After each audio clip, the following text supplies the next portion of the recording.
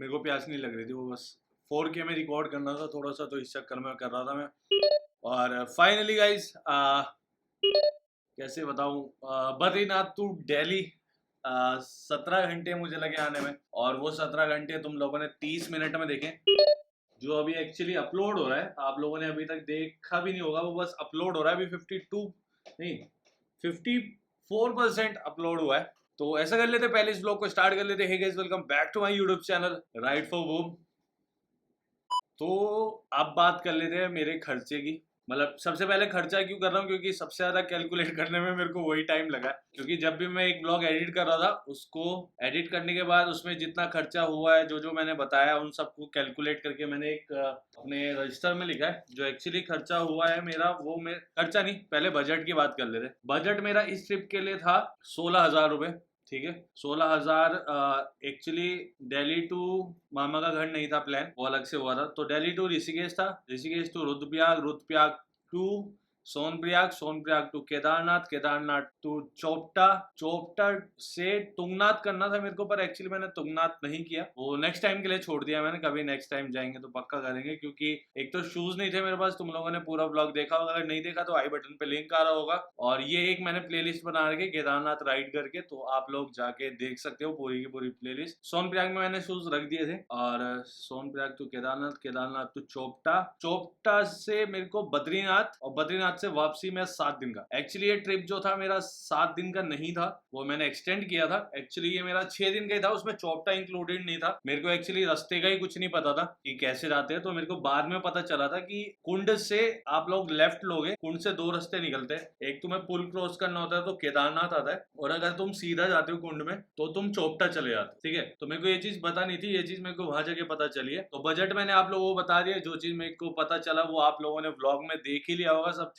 तो अब बात कर लेते हैं कितना लगा मेरा फ्यूल का पैसा। तो फ्यूल का पैसा मेरा कैलकुलेट कर लेते हैं। तो सोनप्रयाग तक मेरे पेट्रोल का खर्चा लगा था 3,167, 62, 68 नहीं, 3,163। एक्चुअली ये मेरा फ्यूल का खर्चा लगा था सोनप्रयाग तक। मेरे को हिंदी में नहीं पता मेरे को कैसे बोलना है। तो 3,163 रुपीज का मेरा सोनप्रयाग तक का खर्चा आया था। उसके बाद मैंने पेट्रोल में वीआईपी एंट्री भी जोड़ी है अपनी, प्लस मैंने अपनी घोड़े की राइड भी जोड़ी है। ठीक है, ये 2 चीजें मैंने जोड़ी है। रुकने का तो मैंने अभी हिसाब ही नहीं लगाया, रुकने का मेरे को एक्चुअली पता करना पड़ेगा। वो राजस्थान वाले भाई लोग है। अच्छी रही आप लोगों के साथ ट्रिप मेरी, और आई विश आप लोगों को भी मजा आया हो ब्लॉग देखने में। तो प्लस केदारनाथ की 2100 रुपए की वीआईपी एंट्री जो मैंने पर्ची कटवाई थी, और उसके बाद मैंने आते टाइम घोड़ा किया था। एक घोड़े की अलग कहानी है, वो मैं बाद में बताऊंगा। पूरी ट्रिप में जो मेरा खर्चा आया वो तुम इमेजिन भी नहीं कर सकते कितना आया। सिर्फ पेट्रोल पेट्रोल का, रहना खाना तो बहुत अलग की बात है। और मैंने तुम लोगों को बताया कि 16,000 मेरा बजट था। 16,000 में से सिर्फ 10,710 रुपए का मेरा सिर्फ फ्यूल आया, जिसमें मैंने अपनी वीआईपी एंट्री और घोड़े का जो आना था केदारनाथ से आने का घोड़े का, वो दोनों जोड़े, क्योंकि वो भी एक तरीके से फ्यूल में ही कन्वर्ट होंगे, क्योंकि मैंने वो चीज खुद से नहीं करी है। वो चीज मेरे को एक चीज लेके आई थी, जैसे घोड़ा मेरे को लेके आया था, तो उस वो मैंने फ्यूल में ही जोड़ा है। तो मेरा टोटल खर्चा जो फ्यूल का आया वो 10,710 आया है। और अगर वीआईपी एंट्री हटा दी जाए इसमें से 2100 रुपए,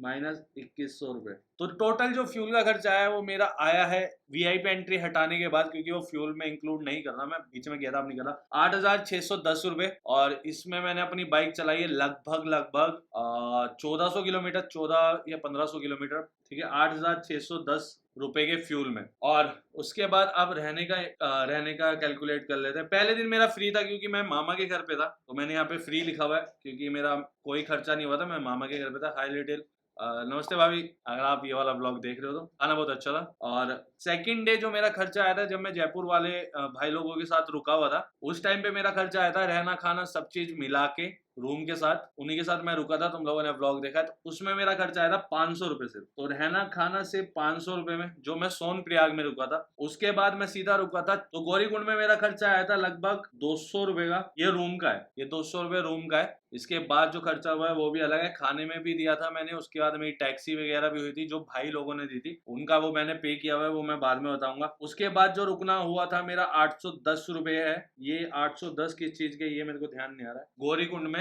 वो मेरा 810 रुपए आया था, क्योंकि उन्होंने टैक्सी का भी पे किया था। तो 810 प्लस 200 रुपए जो मेरा केदारनाथ पे रुकना हुआ था, मेरा रुकना हुआ था केदारनाथ में सिर्फ 200 रुपये का। अगर आप शेयरिंग टेंट ले रहे हो केदारनाथ में जाके तो आपको 200 से 400 के बीच में मिल जाएगा, डिपेंड करता है आप कैसा टेंट ले रहे हो। और मैंने सिंपल टेंट लिया था जिसमें 3 स्लीपिंग बैग थे और 3 बंदों का वो टेंट था, तो हम 6 बंदे थे, 1200 रुपये हुआ था टोटल बिल, 200 रुपये पर बंदा आया था जो मैंने पे किए थे, पर उन भाइयों ने मेरे को दे दिए थे, तो थैंक यू सो मच। और प्लस घोड़े तो जोड़ लिया मैंने।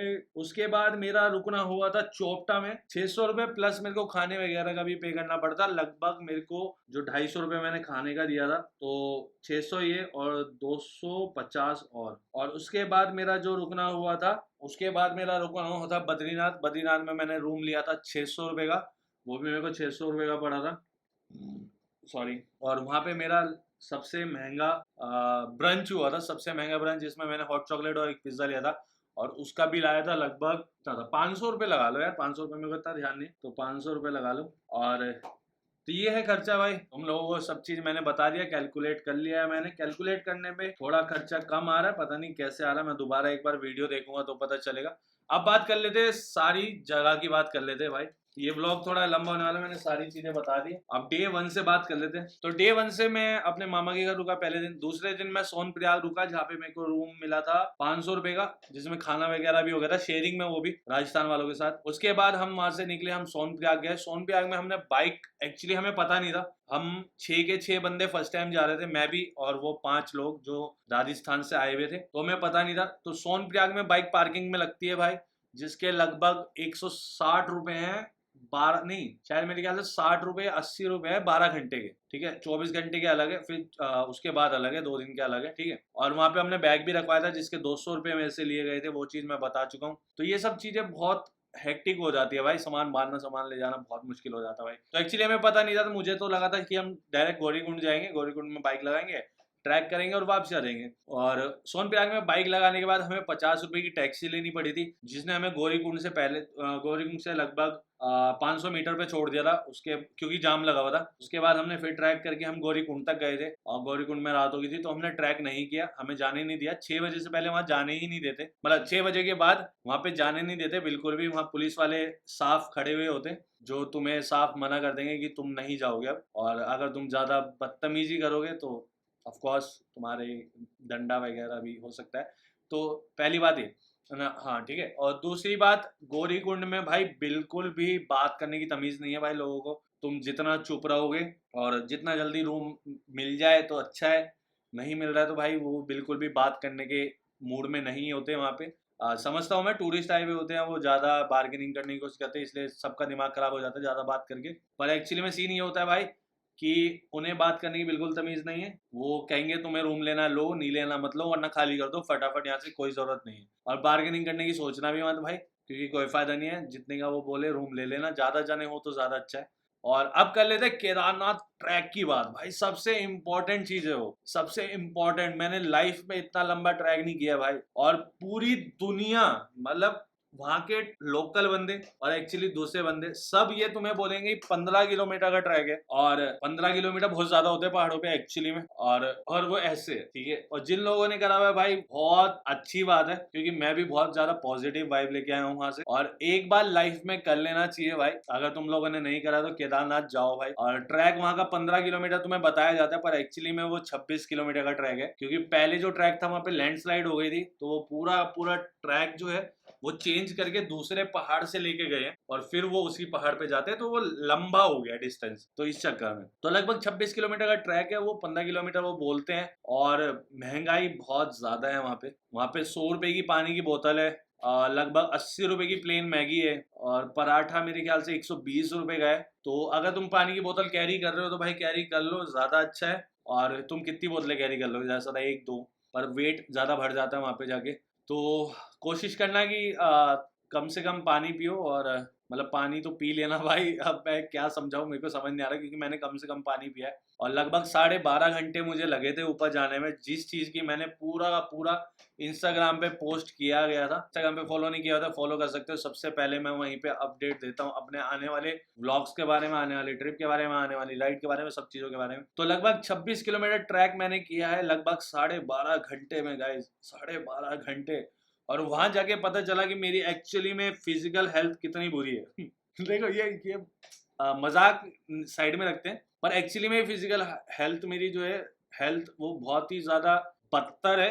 मतलब लोग वहाँ पे 6 घंटे में 8 घंटे में, मतलब सबको लगभग इतना टाइम लगता है जो फर्स्ट टाइम जाता है, उसे पता ही नहीं एक्चुअली में कितना लंबा है। जो सेकंड टाइम जाता है उसे थोड़ा कम लगता है, ऐसा मैंने सुना है। पर सेकंड टाइम देखेंगे, अगर मौका मिला दोबारा जाने का तो दोबारा जाएंगे। और मेरे को लगे लगभग 12.5 घंटे केदारनाथ। और अगले दिन मैंने दर्शन करे भाई, वीआईपी दर्शन थे, आप लोगों ने देख लिए होंगे। और वीआईपी दर्शन मैंने क्यों करे भाई, उसका भी एक रीजन है। उसका रीजन ये है, एक तो वो पैसा मैंने किसी को नहीं दिया, क्योंकि वहां पे लोग ऐसे थे जो पंडित वगैरह वहां पे घूम रहे थे, वो कह रहे थे आप मेरे को 1000 रुपए दो, मैं आपको लाइन के बीच में लगा देता हूँ। तो नहीं भाई, इतना मतलब मैं भी नहीं चाहता इतनी जल्दी मैं शॉर्टकट लेके भगवान के पास जाऊं, नहीं बिल्कुल भी नहीं। तो मैंने एक प्रॉपर मंदिर में पैसे दिए गए हैं, वो मंदिर की साफ सफाई, मंदिर की मेंटेनेंस, और जो भी वहाँ पे काम वाम होता है, जो भी वहाँ काम करते हैं उनकी हेल्प करेगा वो चीज। तो इस वजह से मेरे को स्लिप भी मिली थी, जो चीज मैंने शो करी है। ऐसे मैंने किसी को पैसा दे के मैं लाइन में नहीं घुसा, और प्लीज आप लोग भी मत घुसना, ये चीजें बेकार होती है, ठीक है। और भाई दर्शन करने के बाद मैं,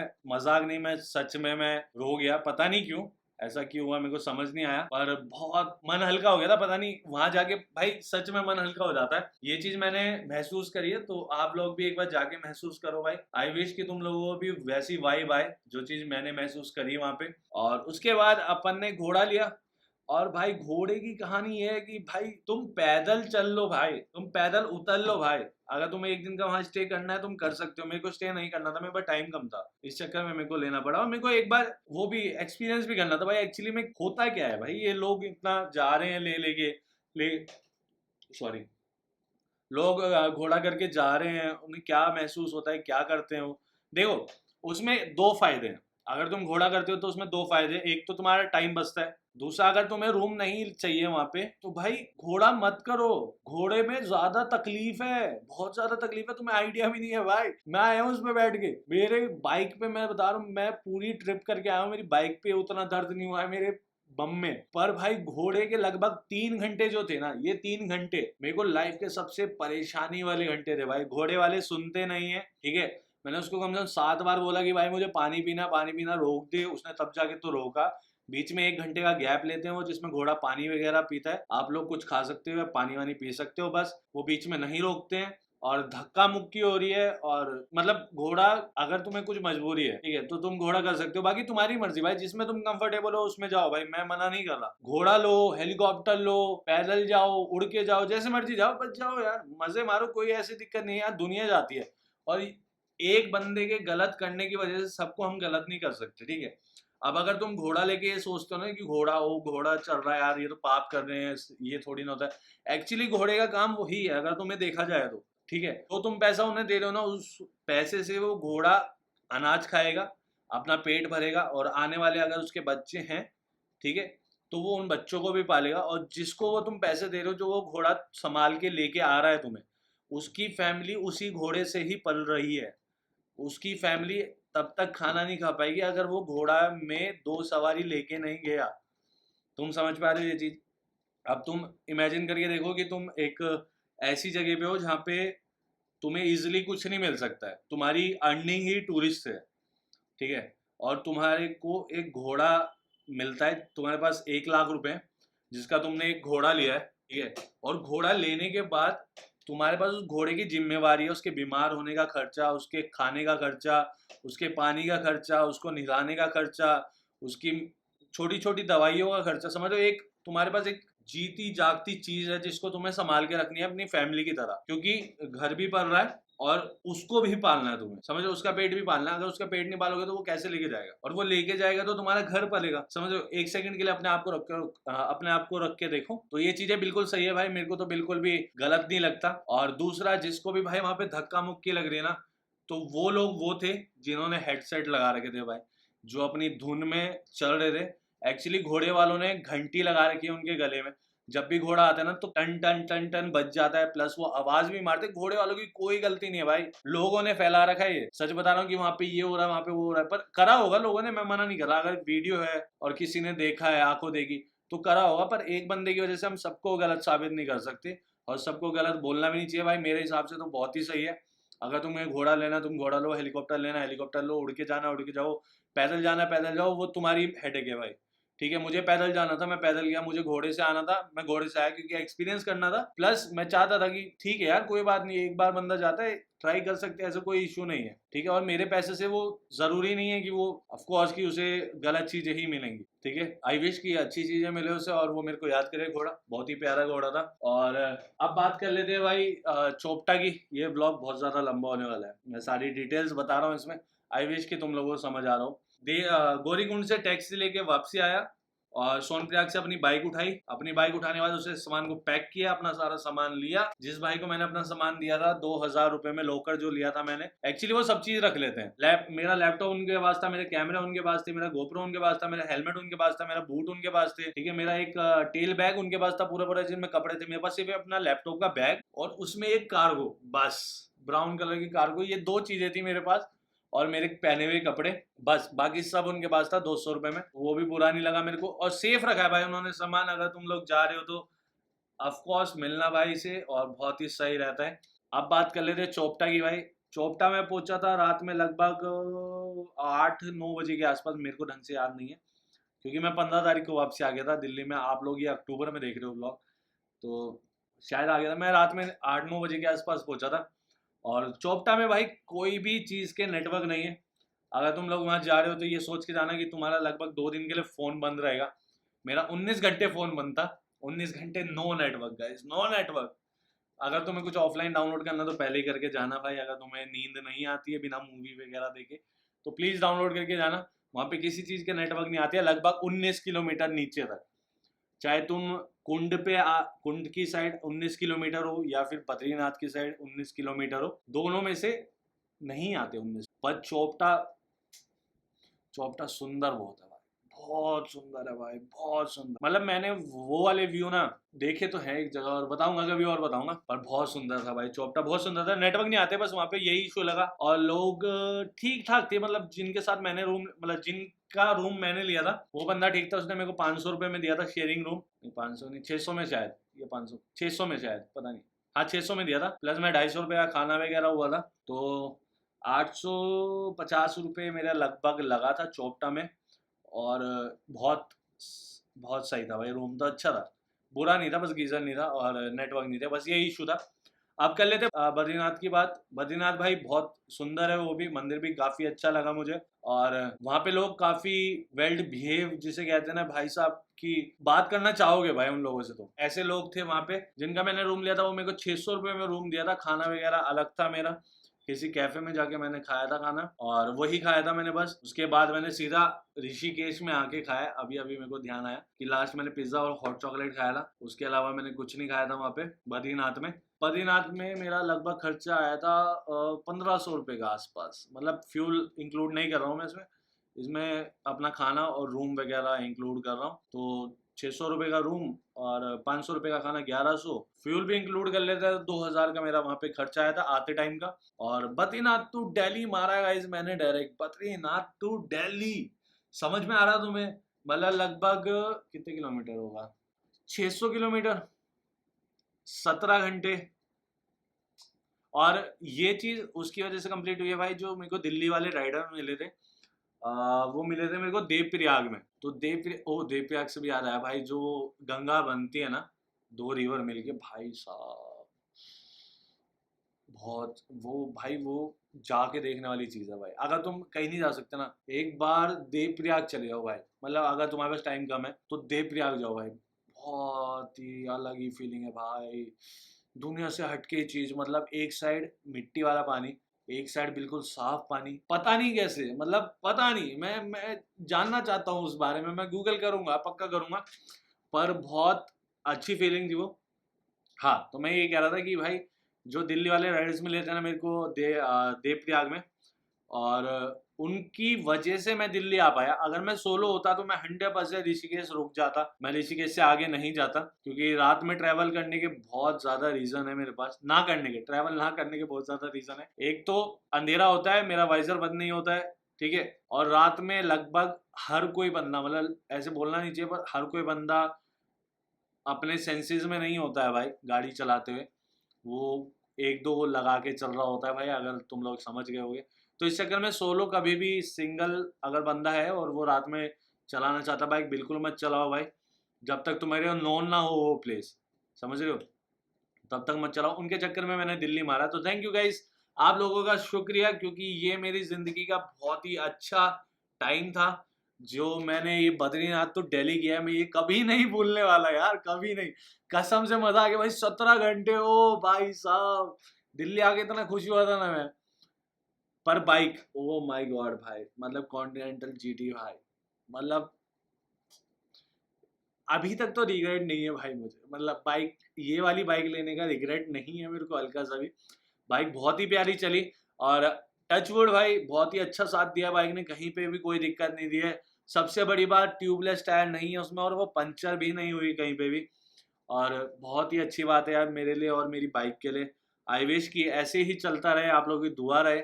और ये था मेरा पूरा का पूरा ट्रिप, जो मैंने आप लोगों को अभी 27 मिनट में समझा चुका हूँ।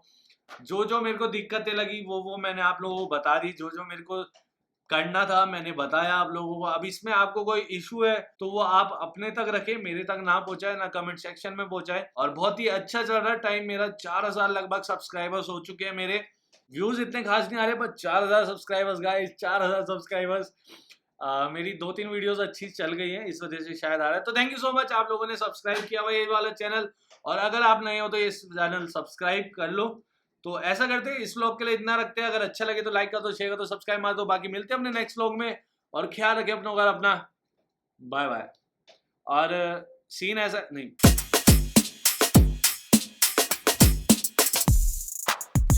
और सीन ऐसा है कि भाई, एक सेकंड, हाँ, तो सीन ऐसा है भाई कि अभी मेरी नेक्स्ट ट्रिप का प्लान चल रहा है, कहाँ जा रहा हूँ, और शायद मैं जा भी चुका हूँ अभी तक, पता नहीं, जब तक ये वाला ब्लॉग रिलीज होगा तब तक तो मैं शायद आ भी जाऊंगा, पता नहीं।